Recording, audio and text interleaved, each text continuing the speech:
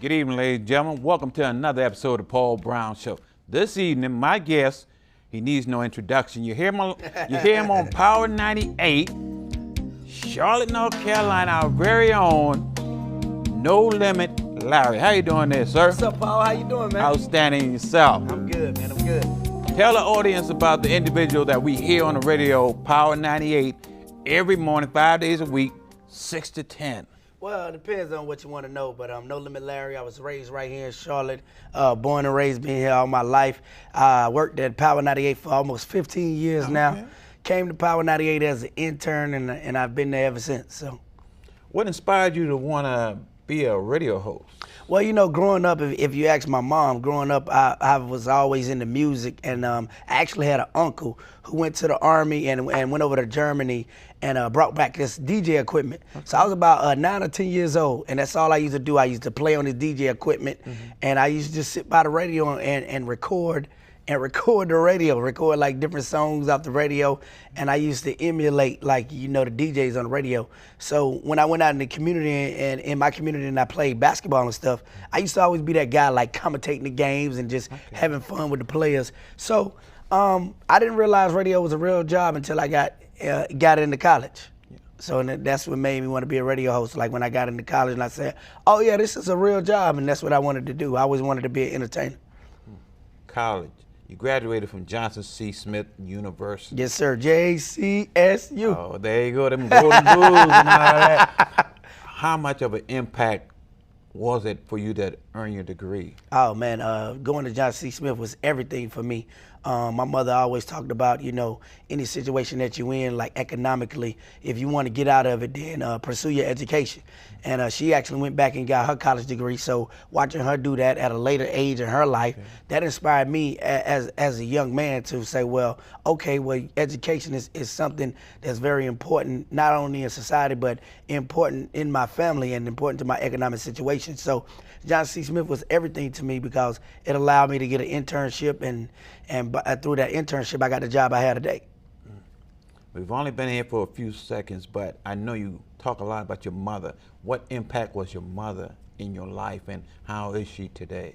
Well, like I said, you know, growing up, I was raised by my mother, raised in a single parent household, like so many other African American males in the world.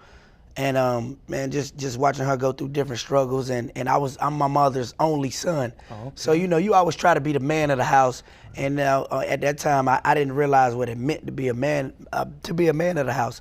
But now at this stage in my life, I realize what it means, and just watching my mother, you know, go through different things and being a strong person that she is, helped me in my foundation. So my mother really built my foundation for everything that I have going on. And you know, as you grow later in life, you start to bump hands with your parents, but you still respect them. And she's a businesswoman today. She walked off her job. She had a nice paying job, walked off her job and said, you know what, son, I'm just not going back to work for anybody else. I'm gonna work for myself. So now she's a successful businesswoman, and I watched her do that as well. And like I said, she's always been my foundation. I know you have a business now. Yes, sir. Did that have an impact on how you're doing your life right now? Watching your mother and all? Well, yeah, I watched my mother, like I said, I watched her walk off a job and just like say, well, I'm not gonna work for anybody else. And you know, I've been working on somebody else's job for now 15 years. And you know, I talked about this in a luncheon the other day. I said, you know, we are controlled by two F's. We're controlled by faith and we're controlled by fear. So you have to let your faith outweigh your fear. So I wanted to start a business a long time ago, and I had the revenue and the income to do so. I just didn't know what I wanted to do. And knowing myself, I knew it had to be something that was interesting and something similar to the radio that kept my attention, because I have a bad attention problem. I have a short attention span. So it has to be fun, and the business that I own now is definitely fun. It's definitely something different every day, and I love it. What do you say for all those in our community who tries to go out there and start the business? I mean, is it easy as, No, it's I'm not gonna say it's easy, but the first step you have to take is getting started. like I said, we're controlled by 2 F's in our life, faith and fear. You have to let your faith outweigh your fear. And a lot of people talk about, well, I go to church, I take this to God, or I do this and I take this to God, but you won't step out on your faith. You'll have all this faith and preach all this faith, but you won't step out on your faith and believe in yourself. A lot of people don't believe in themselves. So I would encourage you to take that first step in believing in yourself. But before you do that, you have to research the business that you want to go into and make sure that it fits you, because nobody knows you better than you. That's true. That's true. I know you do a lot in the community, sir. I try to. And I applaud you. What kind of feeling does that get when you see yourself giving that time to our community? I would say it's a feeling of fulfillment, because to whom much is given, much is required. So, I think this community has given me a lot, not only in the 15 years on the radio, but even when I was a young man growing up in Charlotte, this community has given me a lot. So just to have a chance to give back and be able to give back and not be like this mega superstar like a football player, basketball player, and be able to give back on smaller levels and still have an impact is definitely a feeling of fulfillment. In our community, especially for the youth, you are considered a role model. Wow. How does that feel, and how does that carry you in your walk in life? Well, when I first started in radio, I didn't realize how much of a role model I was. But now that I've been in it for 15 years, I realized, well, I got to start taking some of the things I do in my personal walk a little more serious. So it's a feeling of pressure, but it's also a feeling of appreciation, because anytime somebody tells you, well, you're my role model, I look up to you, you got to know, well, I have a standard. I have a standard that I have to live up to. So you just have to be careful of the things you do. At the same time, you have to tell people, well, I'm human. I'm going to make mistakes, but you got to limit your mistakes. So it's a feeling of pressure and appreciation. And you do a great job, sir. We only hear about positive things about yourself. Well, thank you. And the radio station that you're on, and that's a great impact on our community, because we hear a lot of negative things, but we never give the applause to the positive things that people do. And that's important. Whether it's me or whether it's somebody else, my mother always said you got to give people their flowers while they can smell them. Yes, sir. So, yes, and I appreciate you giving me my flowers. Oh, no, sir. No, sir. You earned that. Well, thank you. You earned that. How does it feel like working with the individuals that you work with at Power 98? You make it so. Oh man, y'all seem to be having so much fun on that radio. y'all don't see the behind the scenes. Y'all don't see the family fights. Oh, okay. But everybody is their own person, and at the same time we get together and we do our show in the mornings. It's amazing how it all comes together. But everybody's their own person. Yasmin is a female DJ. She's an entrepreneur. She's got her hands in so many different things. And Yasmin came to us from Tallahassee, Florida. Okay. And we've adopted her into our family and adopted her into the community of Charlotte. And she started to do her own community things. And she has a single mom initiative, which is important to me because I was raised by a single mom. So I just get to sit back and watch her grow, which is a pleasure. Church Boy has been with me since I worked at night, since I was doing 6 p.m. to 10 p.m. He worked with me at night. He was my technical producer, so I brought him with me to the morning show. And he's got his own things going on. His mother's actually a pastor. Okay. So he works in the church and he tries to keep us spiritually grounded as much as he can. Man. And then we have what we call a youngin'. We have A-Dot. She's a young female from Rock Hill, South Carolina. Mm-hmm. And I always tell her, I say, the things that you do, you're representing a whole state and a whole city by yourself. Correct. Because nobody else from Rock Hill or from that area is on the radio where they're heard and seen each and every day. So, she's young and she's growing, and I think we're all at different aspects in our life. And it makes for an interesting pot of people. Mm. And that's what it takes to be successful. Yeah. You can't have the same person. Right. You have to have different mixture of everybody. Right. That's a great thing. Let's talk about the children, the youth in our community. Yeah. What type of advice can you give to our youth? Because we're talking about education, we're talking about crime. what kind of advice do you give to our youth? I mean, when you when I sit down and I talk to youth, I'm raising young men myself. I have some teenage boys myself. So when I sit down and I talk to them, the overall theme is, you know, they want something for free. You know, if it's free, it's for me. So I turn around and I ask them, and I say, well, right now your education is free. So why you don't go do that for free as much as you should? Because they always holler, well, if it's free, it's for me. Well, it's education that you're receiving right now. Whether you go to if you go to public school, it's free. So if you take advantage of that, that will set you wherever you want to be in life. That will set you for what you ever want to do in life. That will be your foundation for whatever you do. And I think, you know, one thing the youth want from us is for us to listen. Correct. No matter what it is or how long it is, they just want somebody to listen. And once we begin to listen to them, we can begin to get on that level, and then they'll start to listen to us. But I think the overall feeling of the youth is that they have nobody that's listening to them no more. It's like we've shut the door to them because, you know, they're going through different things and they're different stages in life. And I think we as the upper generation have forgotten. I'm not going to say older generation. I'm going to say upper generation. Us as the upper generation, we've forgotten when we were young how our parents were towards us.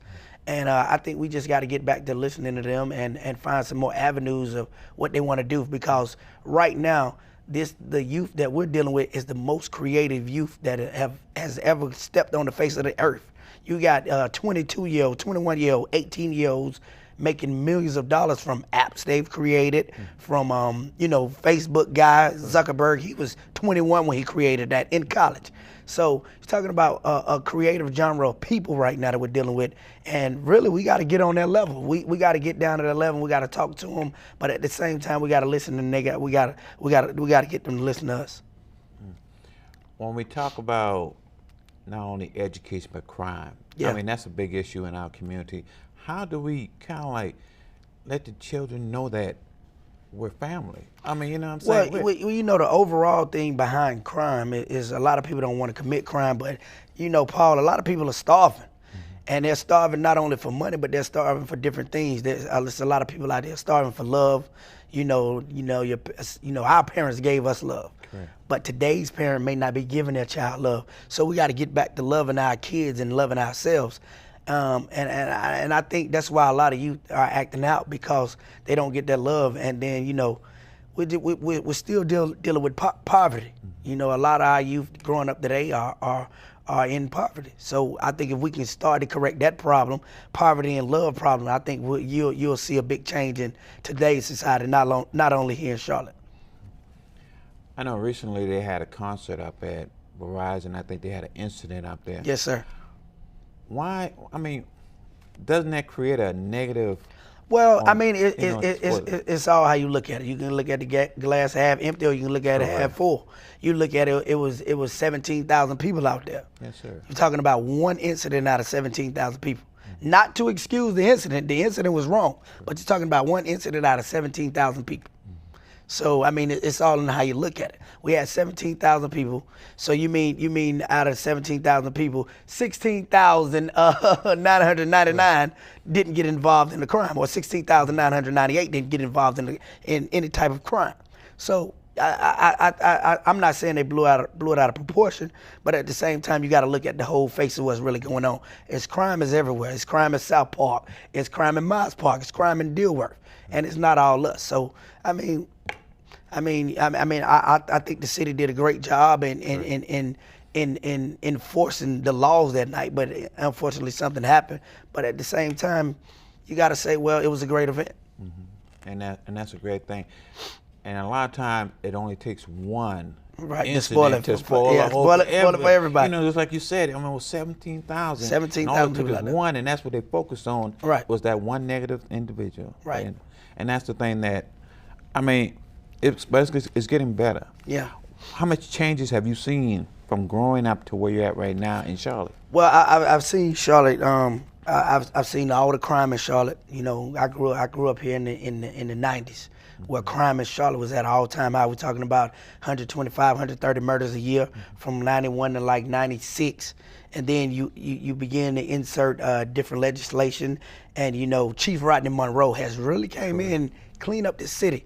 When you talk about giving flowers when you can smell them, I think you got to take your hat off to this guy because he's really come in and really cleaned up the city a lot as far as implementing different youth programs, implementing the Gang of One, and just being hands-on. When you got a chief who's actually in the field with officers and who's actually holding his officers accountable, I think you see a big change. 90s, where crime in Charlotte was at an all-time high. We're talking about 125, 130 murders a year from 91 to like 96. And then you begin to insert different legislation. And, you know, Chief Rodney Monroe has really came in, clean up this city. When you talk about giving flowers when you can smell them, I think you got to take your hat off to this guy because he's really come in and really cleaned up the city a lot as far as implementing different youth programs, implementing the Gang of One, and just being hands-on. When you got a chief who's actually in the field with officers and who's actually holding his officers accountable, I think you see a big change. Right. And in the last 5 years, we've seen that change. I mean, we still have crime, but it's not as bad as it used to be. I'm not saying you can go out and unlock your door at night, but you feel a little bit safer. Yes, sir. So.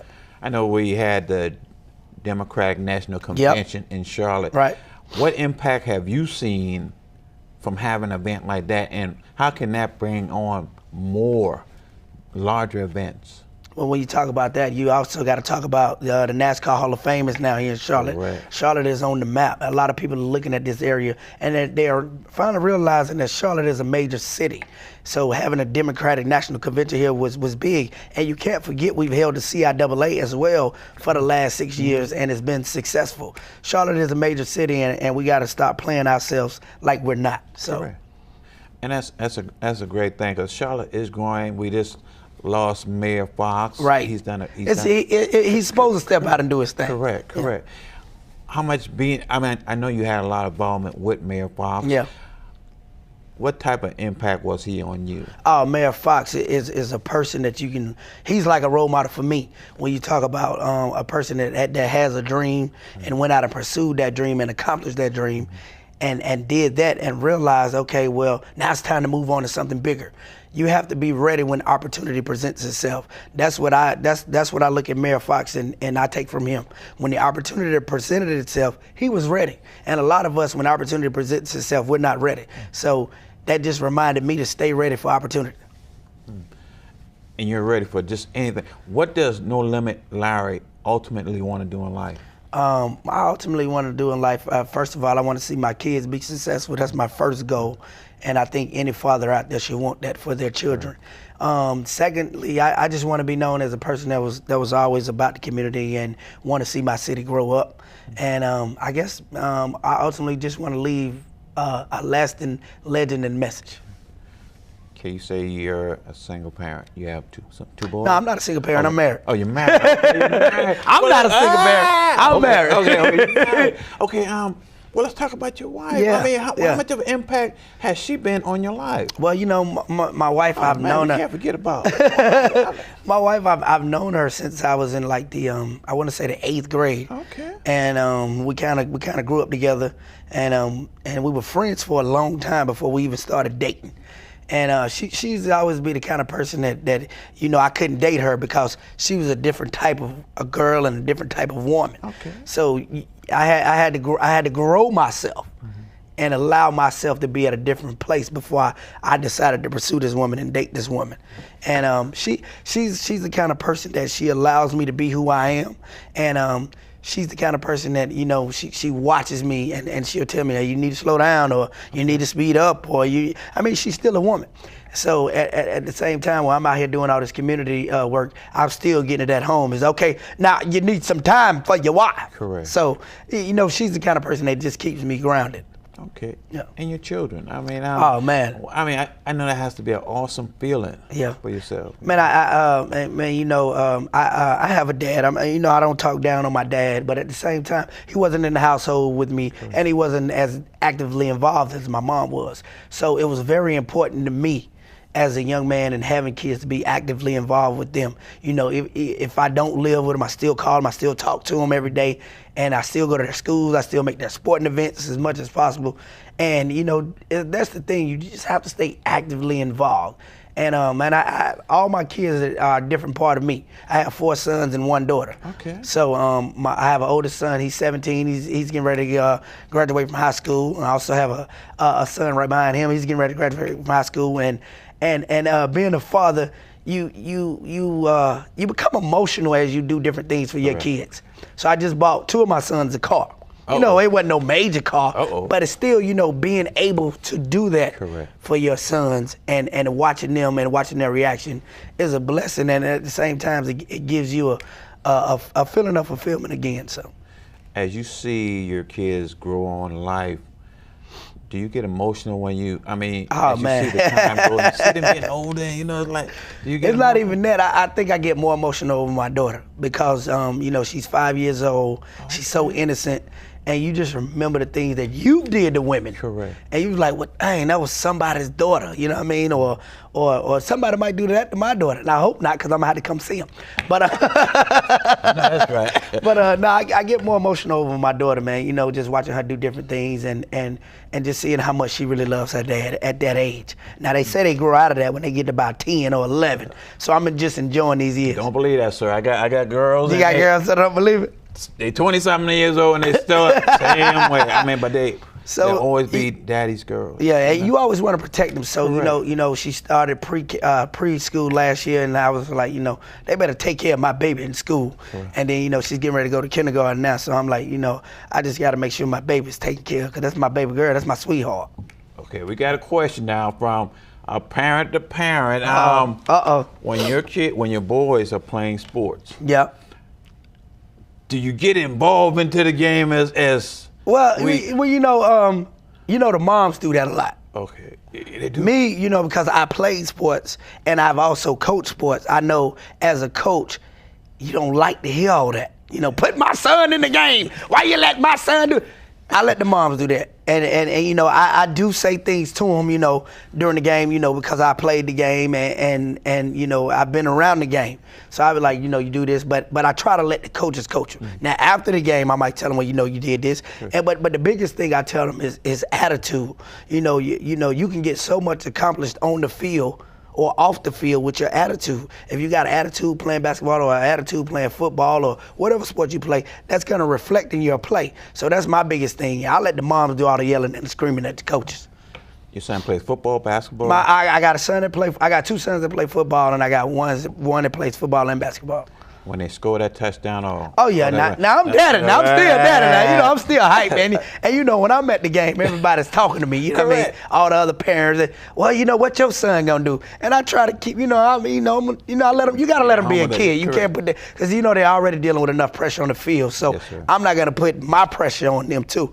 So I'm still a dad, though, and I still love when they do great things. And they want to hear that. They want that confirmation from their daddy. When your kids listen to you on their father on the radio, do they ever give you some type of comments or anything? Yeah, they always tell jokes on me. Okay. Daddy, you crazy. But I think who gets the most enjoyment out of it right now, because she's the youngest, is my daughter. I got older boys, that they're all teenagers, so they're like, that's our dad, and whatever. But they still enjoy it, and they like coming to the events, and they like they like being in the public eye as far as when they come out to events and stuff like that. I know you're involved in a lot of events. What are some upcoming events that you have going on? Well, I just finished my Great Neighborhood Swim. It's a swimming event I do every year. This is my 4th annual. So next year we got to do it real big. It'll be the 5th annual. But it's a swimming event we do every year. We provide free food, free swimming to kids. You come out for a day. And I just try to do the things in the community that I enjoy growing up. Correct. Growing up here in Charlotte, we used to go to Revolution Pool. We used to go to the Cordelia Pool, and that was Friday and Saturday. And by the time you got out the swimming pool, you was so tired you couldn't do nothing else. Yes, so that's just another way to kind of help curb crime. Even if it's for one day, it'll take them out that element of, well, I don't have energy to do nothing else but lay down and go to sleep. So it's called a Great Neighborhood Swim. We do it in in late July or early August, and it's always either at Double Oaks or Cordelia's Pool. We just wrapped that up. But coming up, we got in November, we got our father-daughter dance. And this will be the 4th annual for this one. Okay. And just having a daughter, man, made me just see myself in a whole different realm and realize the importance of a father to a young lady. Yes, sir. So I started a father-daughter dance. It'll be November the 8th this year. And then also do a celebrity basketball game on that same weekend. Oh, okay. That'll be November the 9th this year. And then November the 10th, it's the whole weekend. It's November 8th, 9th, and 10th. So the 8th will be the father-daughter dance. The 9th will be the celebrity basketball game. And this year, we're adding the skate party. You know, growing up, we used to go to skate pilots, trade winds.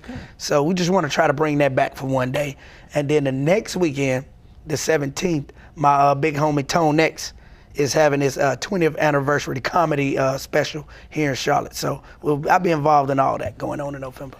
Well, I invite you to come back because you have a lot of things going Yes, sir. on. I mean, even down in November and stuff. Yes, sir. Come back and let us, you know, because it's very important that the community get involved in activities like this. Yes, and if you want to keep up with me, shameless plug, you can always find me at NoLimitLarry.com. I know, I mean, you can hear it on the streets. Can we get it again, sir? Can we get it? NoLimitLarry.com. Okay, no longer. We're running out short on time and stuff like that. Are you still involved with Defending Dream? Yes. How can I forget that? My man Thomas Davis approached me about 4 years ago through a mutual homie, Brinson Buckner, and he asked me, he was like, you know, are you involved in any foundations? I said, yes, I have my own. Well, he's like, well, you know, I watch what you're doing in the community, and I just want you to come on. You know, do you want to be a part of my board? And I said, yes. I've been there about 4 years now, man. Defending Dreams is a great organization. Thomas Davis is one of the guys that has one of the biggest hearts that I've ever met. Correct. And he's so well grounded when it comes to giving back. He does it here in Charlotte and in Georgia. Defending Dreams Foundation, you can check them out at defendingdreams.org. Mm-hmm. I had his wife on Kelly. the show. Correct. She's Yeah. a nice lady. Yes, I mean, she is. she really gets involved in the community as well, and that's awesome. That's awesome. So, I mean, what else would you like to give our audience as far as No Limit Larry? Well, just remember that, you know, we're all human, we're all gonna make mistakes, but at the same time, don't judge a person by one book or one chapter in a book. Judge them by the whole book. Okay, we had one event that we probably can talk about is the Trayvon Martin incident. Yes, sir. What does that say to you, and especially having the boys that you have? What did you talk to your sons about? We actually was together the night the verdict came down. They was attending my niece's or their cousin's birthday party, and as soon as it was over, it hit the screen about the verdict. So you know, we had been talking about the whole thing, and they felt like that he wasn't going to get convicted. So once it came down that George Zimmerman did not get convicted of that, it just I think you could see on their faces that, you know, they realized where we are in society. That even though society has come a long way, we still have a long way to go, and. So I think that helps them when, you know, when they're out in the community or when they're in school. It helped them see that they